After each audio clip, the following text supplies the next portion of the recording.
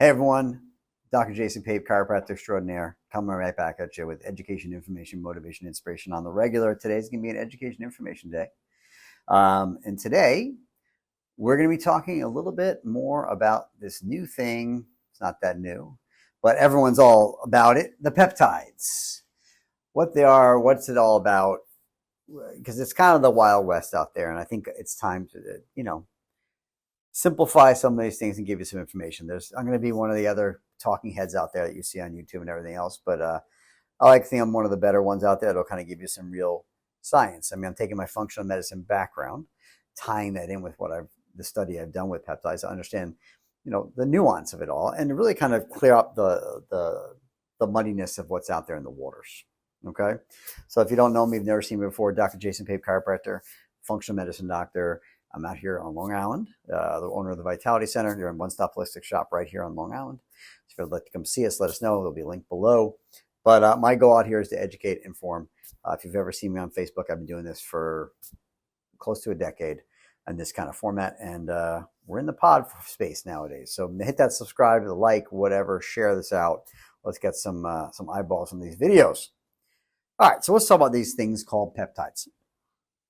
First of all, what is a peptide? Sounds like a very fancy word and everyone's using it. But just from a traditional science space, there's things called amino acids in the body. And the amino acids are building blocks for a lot of things we make. And when you put them in a string together, they're considered a peptide. You put in that long enough string, it's considered a protein. So when you eat proteins or have proteins, your body breaks them down to peptides and then into amino acids. And then there are ways that our body makes these shorter chain versions of amino acids that we just label as peptides. They're kind of you could take peptides and proteins and almost universally, spread them, overlap them, if you will, because there's no like a definitive after a certain length of amino acids, you have to be called a protein. I wouldn't call a 3-chain amino acid peptide a protein, but chances are you wouldn't call 157 chain peptide just a peptide. You could probably call it a protein. Anyway, we're getting lost in the weeds here already. So that's what it is. And the fact is, most peptides, when we talk about it in this space, are either an equivalent version of something the body makes, or a piece of something the body makes, or maybe even something synthetic that can have a similar effect on the body's, or have an effect on the body's processing. And really, when it comes down to it, our body is constantly sending signals all over the place to tell it what to do. Okay? Those signals can be hormonal, they can be neurotransmitters, they can be immunoglobulins, they can be cytokines, they can be many different things, but there are these signaling process aspects of things. A lot of them are hormonal. And peptides are signaling molecules. They go out and tell the body things to do, whether it's something that goes between cells, in cells, whatever it may be. And there are some that our body make naturally that we are using a version of that, like MOTS-c or MOTS-c, however you want to say it, is a mitochondrial peptide that under times of stress, our body will release the MOTS-c to help the body make some new mitochondria, get rid of old mitochondria, things like that. It does more than that, but that's one of the basics. So that is a peptide that is mimicking or is equal to something we make in the body, something we already make. All right. There are ones that are out there that are considered synthetic that have been created to show that to have a positive effect on the body. One of those would be something like SS31, which is basically helps the body with cardiolipin, which is a protein, and helps to actually shore up our broken or beat up mitochondria. It's not something our body normally makes, but it actually works within our body system to actually help it heal. So it's actually a really cool, different peptide. These are just some examples. I'm not telling you how to treat, diagnose, anything like that, just understanding what they are. As always, the usual disclaimer. I'm not your doctor. I am a doctor, but not your doctor. And my job is here just to educate, give you some information, talk with your doctor about what you want to do. And like I said, these things are just information about kind of how they work. And then there's things that we find in certain areas of the body and only in those areas. And we see some other effects in different areas that are positive. So one of the most common peptides around that everyone kind of knows, it's probably the one that kind of leads the charge, is called BPC 157, body protecting compound 157. And basically the stomach lining is where you find this. And the stomach lining is in a very acidic environment. So you're constantly turning cells over on a regular basis to maintain your stomach, Otherwise, we just eat itself. Well, BPC-157 is the compound that really helps to run the show for that. So they found when they took that compound, isolated it, and put it in other tissues, they found a lot of really great things happen where the body could regenerate more quickly, heal in areas they weren't healing, all these amazing responses. I'm not going to get into all the weeds of each individual peptide today and what they all do on a very, very finite scale. We're just going to hit some broad points. But that is one that has been really helpful in people in some healing things. Now, what I will say about most of these things, I'm going to take a break here for 1 second about the different types of peptides, if you will, is that most peptides are considered research at this point. They are mostly animal studies, murine mostly, mice, with limited or no human clinical trials. So understand that a lot of the information that's out there either is extrapolated from animal studies, limited human trials, or anecdotal data, meaning things that people hear or are doing for themselves and finding out, doing almost research on themselves. There's some different reasons behind why that there is no large-scale research, which I'll get into in a little while. But understand that most of the stuff I'm going to talk about is based off research that is out there, and even some anecdotal stuff, but most of that is not human clinical data. So always look into things and understand that most of these things are not FDA approved at this point. There are certain ones out there that are FDA approved for certain things, right? So that brings me to a different topic, a different type of peptide. So there are some peptides that are pieces of a larger molecule that can have a similar effect by affecting certain parts of a lock and key system that maybe that hormone would go into. So those are some of your growth hormone secretagogues or analogs or even portions. So one of them is called tesamorelin. There's also other ones like ipamorelin and semorelin, which are all more natural CJC. 1295 is more synthetic. But these are things that are pieces of molecules that are like similar, part of like a growth hormone molecule that can have a similar effect on some of that lock and key mechanism without having as widespread effect as the molecule itself would be. So growth hormone itself has many different widespread things in the body. You don't necessarily always want all those things at once. So if we can take a small portion of that molecule and have a more directed effect of it, sometimes you can do that. And that's really that third type of peptide that we're going to talk about. So tesamorelin is another one of those.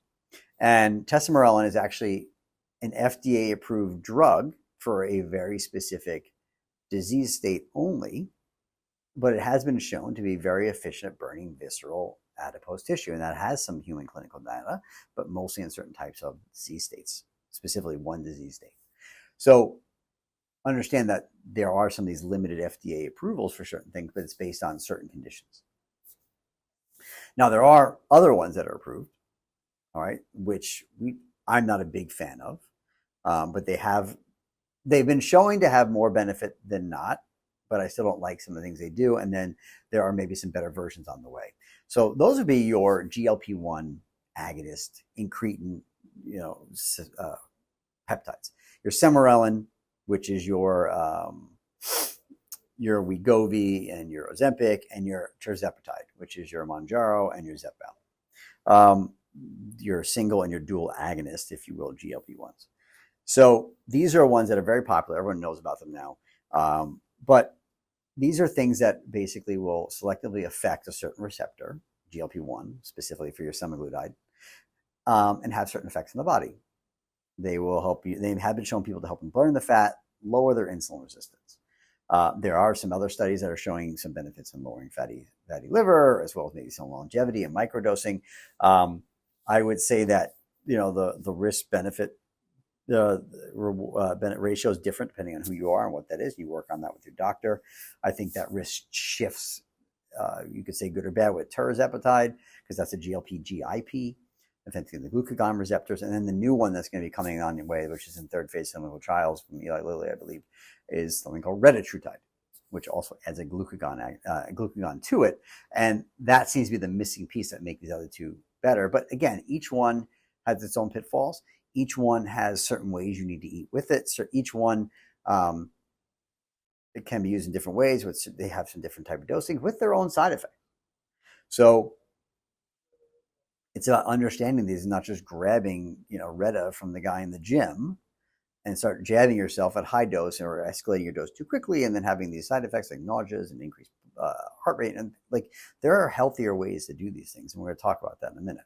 But hopefully you kind of got a basic idea what they are. Basically, they are these chains of amino acids that are either equivalent things our body makes, pieces of things our body makes, or other synthetic molecules that affect the body by going to certain locking keys to have an effect. Okay, and how they work and what your thoughts on them, that's I'll let you guys decide. But they, in general, these signaling molecules, that's what they do. And our body is really just about signaling and path and chemistry. What I mean by that is we have signals that go and tell our body what to do, and then there's pathways that run mechanisms in the body from point A to point B to point C with different enzymes along the way to help it do that. And those are the two real they all work together in this amazing dance. And we're learning more and more every day. All right, and it's pretty amazing what we do have out there. But one of the reasons why we don't probably have more research on a lot of these peptides is from a pharmacological fiscal standpoint. There's not a lot out there for them that makes it worthwhile. Listen, anytime a drug is made, there is a lot of money, millions upon millions, if not even billions sometimes, dumped into the research to make something that can be patentable, that you can then bring to market to recoup your investment and make a lot of money. That's kind of how it works. I'm sorry, that's how the pharmacological world works. And you have to go through studies and you have to get through FDA approval. And then once you get it out there, it has to be something that you have to be able to patent. So understand that if you're taking something that's already made by the body, it's not patentable, right? BPC-157 is really not patentable because it is a molecule our body already makes. Blueberries are not patentable because it's something anyone can get. Once you can manufacture it and make it different and unique, now you're patentable.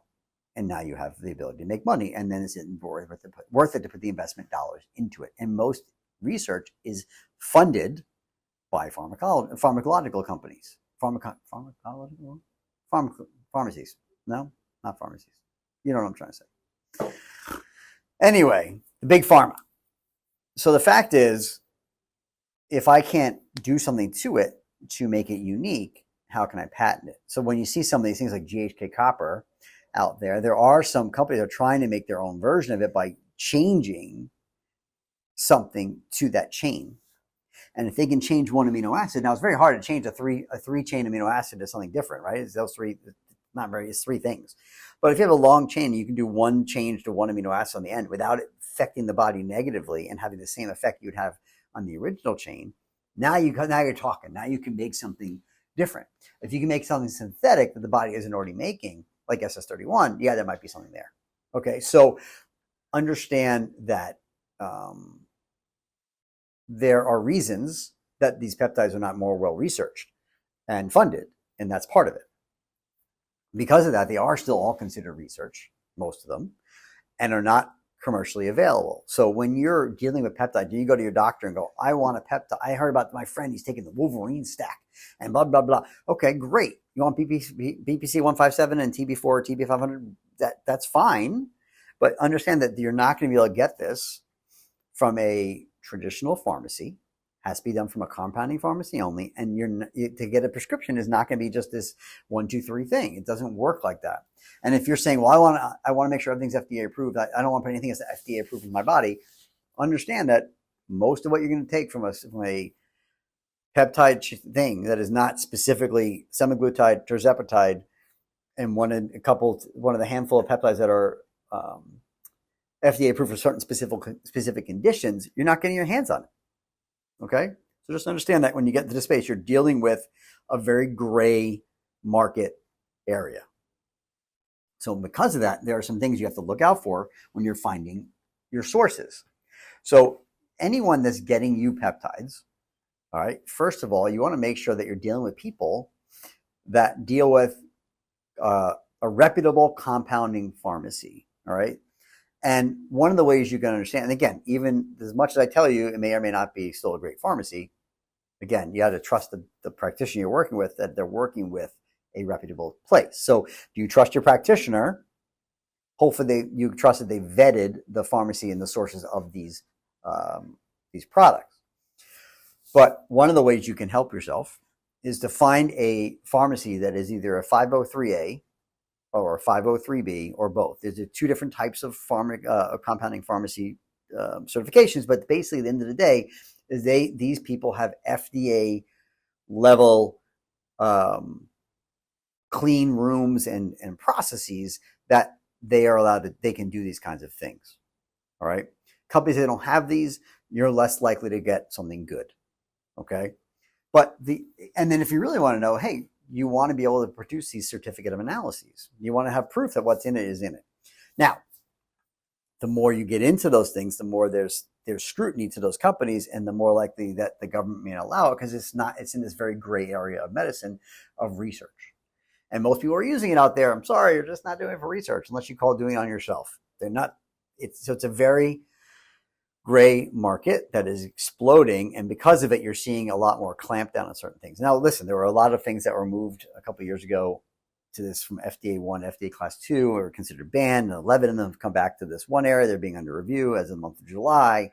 But even then, that doesn't mean they'll be available for use like that right anyway. It just means they're able to be researched a little bit differently and a little more accessible. But that's a bigger nut we can talk about in a different video.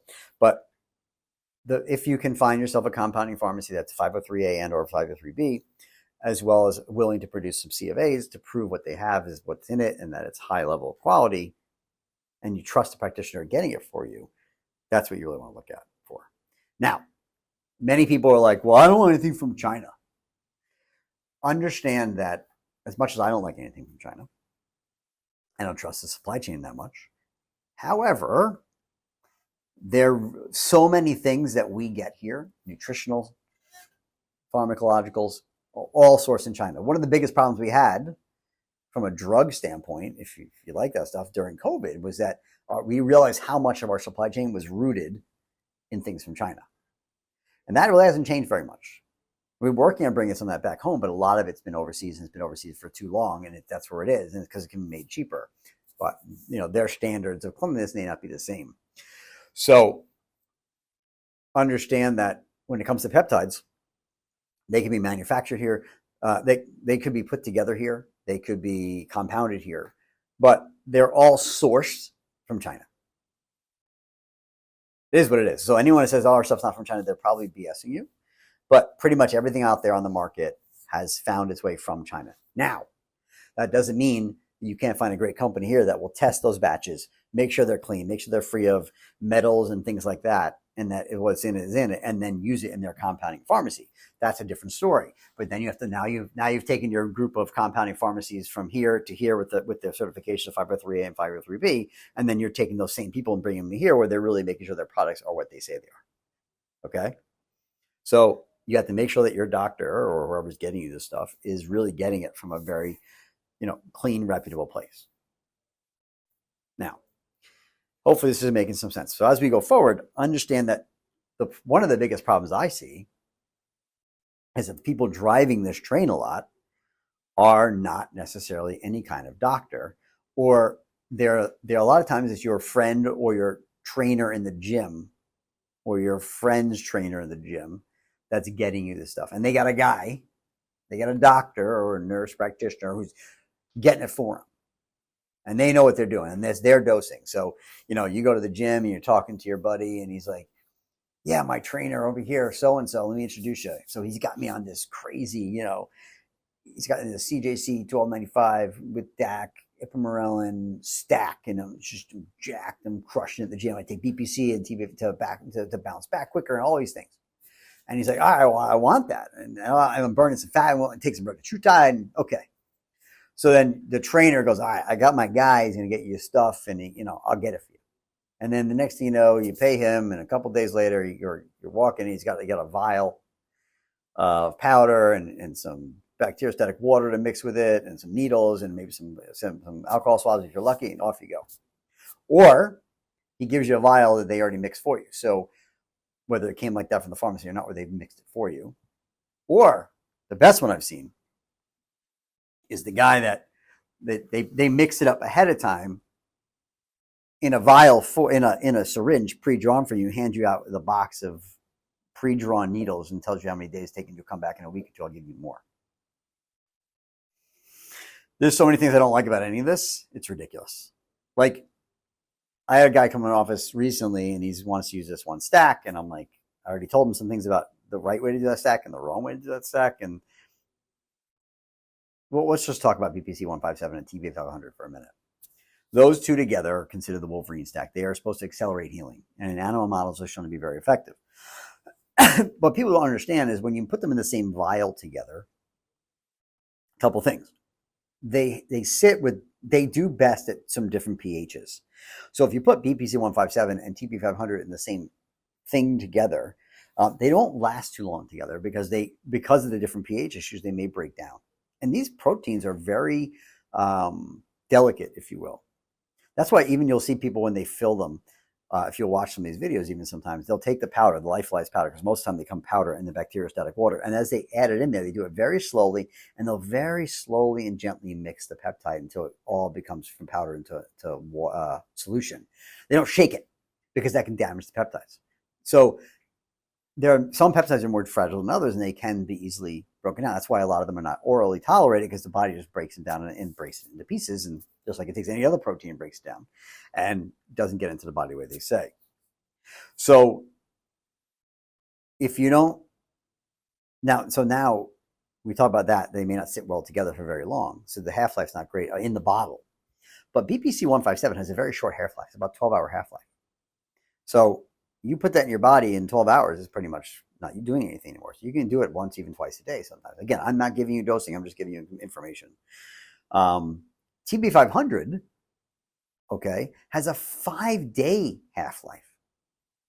And so why would you give them both in the same vial every day? Right? Really, and again, I'm not telling you how to dose things, but if it were me, BPC 157 would be something I would do daily. And TB 500 is something I would do separately once every 5 to 7 days, because you need the body to kind of burn through it. What's the point of keep hitting yourself? You're either wasting it, and then there's something called receptor sensitivity. So the body is amazing. It has these breaks and checks and balances. It's called negative and positive feedback loops. So when your body sees too much of something in the system, it sends a loop back to the thing it tells the body to make it and shuts it down. It doesn't see enough in the system, it tells the body to make more. It's just negative and positive feedback loops. Okay? So, a good example would be like people when we talk about your thyroid, right? If your body is low thyroid, it doesn't have enough T3 or T4 circulating, that message goes to the brain, to the hypothalamus, which sends something out to the pituitary gland. It says, hey, make TSH. TSH increases, goes to the thyroid gland, says, hey, make more T4. And as that happens, then if it gets too much, it turns it down, and then TSH drops. All right, it's about balancing the system. If you flood the body with something like TB 500, which will go to certain receptors and stimulate certain responses, it's one thing if you do it every 5 days, like it's supposed to be because of that half-life. But if you keep banging that with higher and higher dose all at once, eventually those receptors become desensitized. The body pulls them into the body, it takes more of them away. It makes you less sensitive because we get receptive. So lower, we get resistant. So you actually make the body not as effectively have the same effect against that same peptide. Listen, insulin's a great example of that, right? What's insulin resistance? Well, the body's seeing insulin too much for too long, and the body's receptors becoming deaf and pulling those glucoreceptors and things like it into the cell because there's it's too much noise, right? We become resistant. Our body turns it down because there's too much, right? You don't want to decrease receptor sensitivity in the body. So when someone gives me a preloaded syringe of BPC and TB 500 in the same syringe, I'm not happy already. And then you're injecting that every day? No, what's the point? It's just easier. Yeah, that's the problem. It's not about just ease of use. And yes, you want people compliant, but if you're getting into the world of peptides, understand you're going to be sticking yourself with needles, and you're going to be doing it kind of repetitively. So there's no real shortcut to get it done right. That doesn't mean some blends can't work. I have not seen them to be as effective. And a lot of the information out there doesn't have, and you want to talk about things being tested. Most things are tested solo. There's probably little to no research at all on blended peptides. All right. And let's say you wanted to draw two things up into one needle that one day, that 1 5-day week, that every 5 days that you're doing the TB 500 with the BPC. Well, you're drawing out of the BPC vial, and then you put that same needle in the TB 500 vial. You're going to contaminate one with the other. It's not going to cause you some kind of infection, but it's going to affect what's sitting in that bottle. Does that make sense? So there's little things that you have to be careful with. And the way you apply this is important, right?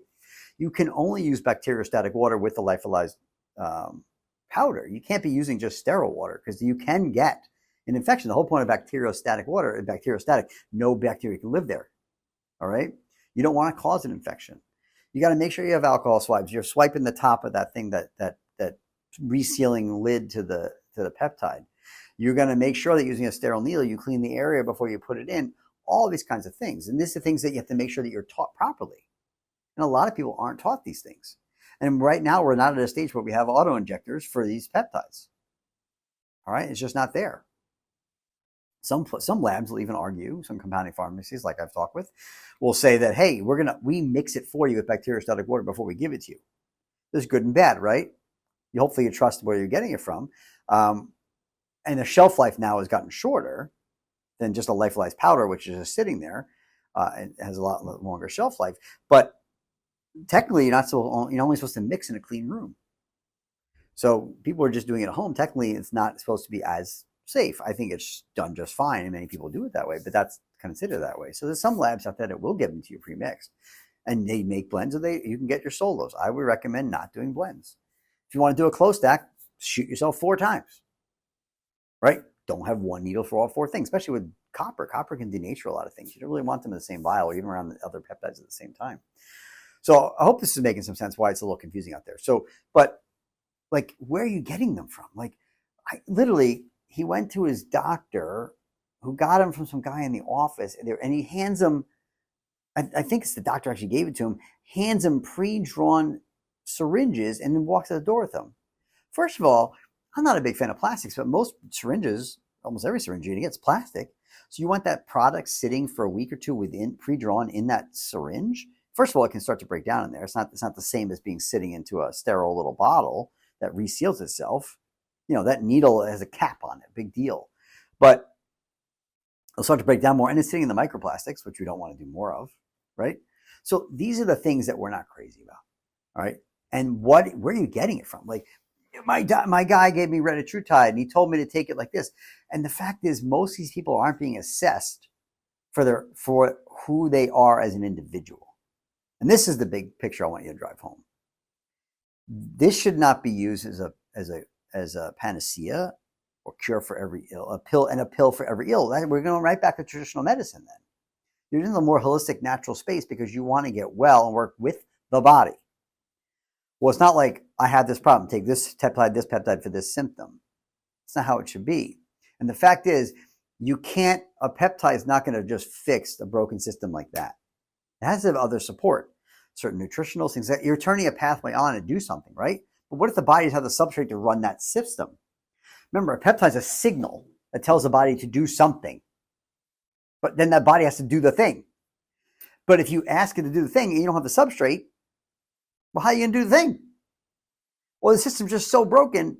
What might happen? When people have a lot of negative side effects of some of these things, like a MOTS-C or even a RETA, part of that is about what system you're throwing it into, right?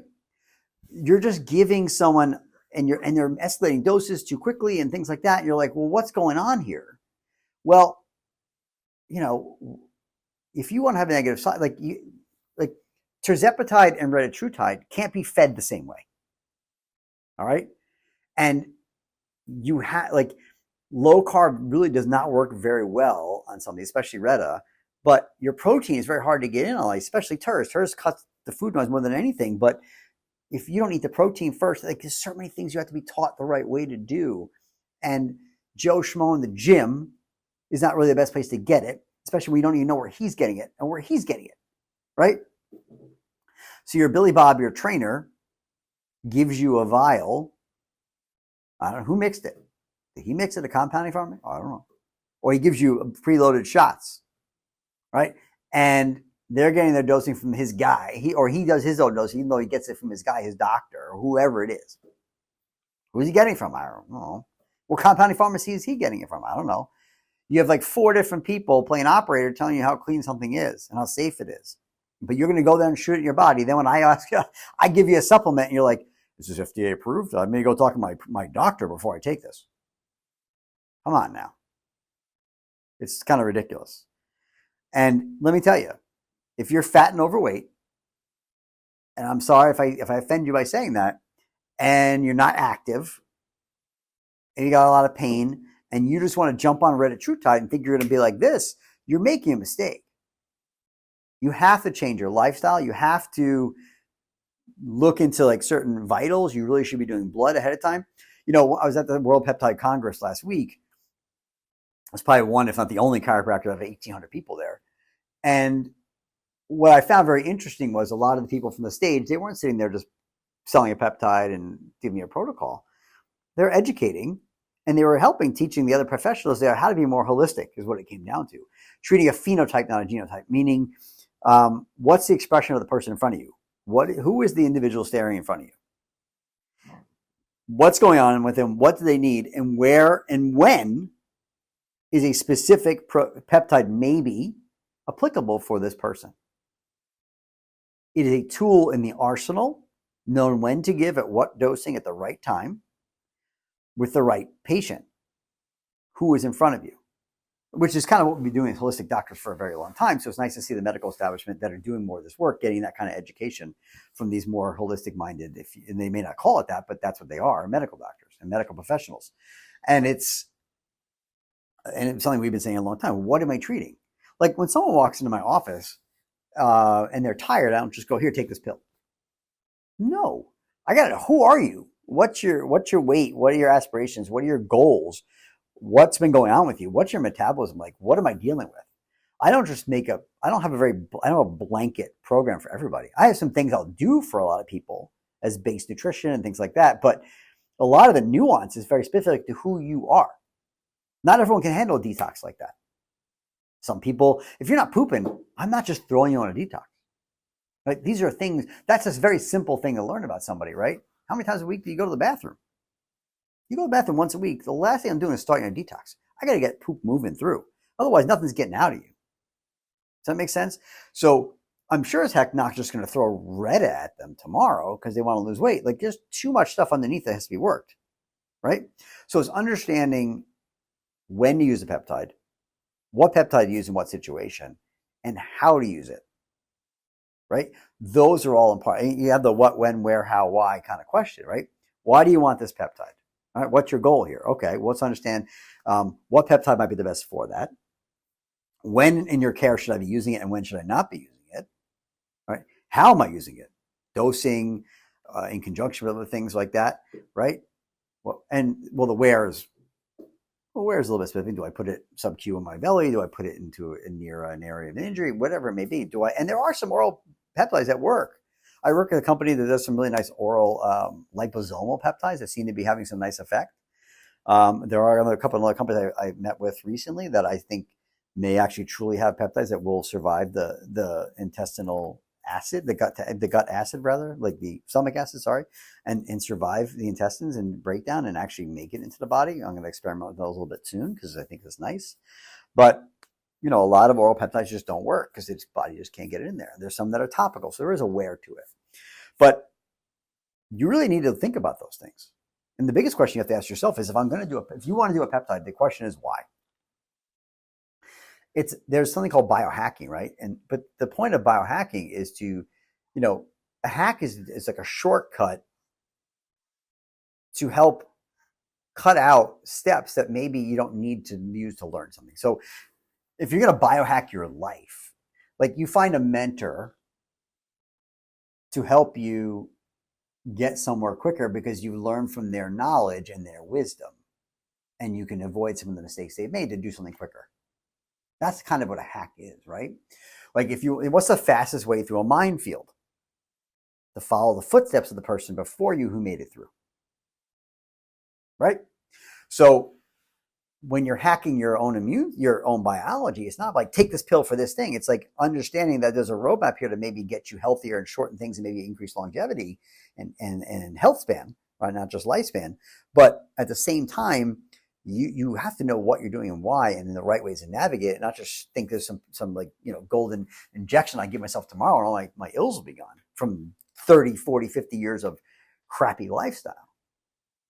Not one pill, not one injection, not one thing will ever be the answer to those kinds of things. It is a a model put together. So you might want to go out there and do peptides. And I would say find a reputable person who also understands who you are as an individual to find the right plan for you. And if someone won't give them to you for those reasons, even though they work with them, don't just run away and find the guy who will. Because then you're doing yourself damage. If something goes wrong, it's on you. No matter, you can do all the right things, have all the right protocols, dialed in from the right people at the right, from the right source, if you will. And if your system's not ready for it, you can have a negative response. Or you may have a response you weren't ready for because you didn't understand the mechanism, and you may hurt yourself by changing and not understanding. So you have to have someone really who can guide you through it, who's done the education, and understand that everything you're doing is pretty much research. There's no one true perfect protocol for anyone, partially because none of it really has true research, FDA approved dosing guidelines. Listen, I'm the last guy to sit here and think the FDA is the greatest thing in the world, but understand that it is there for a reason, and it does have some benefits. So I hope this is kind of give you a better overview of what a peptide is, how they can work, and maybe if you've been thinking about dipping your toe in the waters or understanding it's a lot muddier water than you think it is, but it doesn't mean you can't find good sources of things and people to help you with it. So go out there, learn as much as you can before you do. And if you're going to use yourself as a human guinea pig and just try anything and everything, understand that bad things and good things can happen. You see plenty of people on YouTube out there saying, all right, I did this stack at this rate for this many weeks, and I'm going to tell you what I felt. Great. They are human guinea pigs trying to help you with information. Now, again, good for them if they want to do that. I'd rather let them do that and see what happens and take some information from that. But not every talking head out there knows what they're talking about. If someone can't explain how that pathway works, why that pathway works the way it does, and why you should be taking or not taking something, maybe that's not the person to work with. And if you can't get access to or understand where those things are really coming from, maybe not the best place to be injecting into your body. My goal is to make sure to educate people about things like this. Use it, know when to use it, know where you're getting it from, and to support it with the right lifestyle shift, which means food, diet, nutrition, as well as supplementation. And to know when to use, when to come off, things like that. So that's about it. I hope this has been helpful, and I hope you'll stick around for more of our podcasts. Go back to watch some of our older ones, and understanding that you'll get more information. And I intend over the next few months to really kind of break down some more of these peptides a little more granular so you can understand more of the mechanism. Because what I like to really do is teach, and anyone's watched me for years on Facebook as I try to educate and explain. So the more I can show you how a pathway works, how the genetic SNP works, how the peptide works, and how it all can work together, maybe you have a little more information to take home or take to your doctor to help you be the best version of you.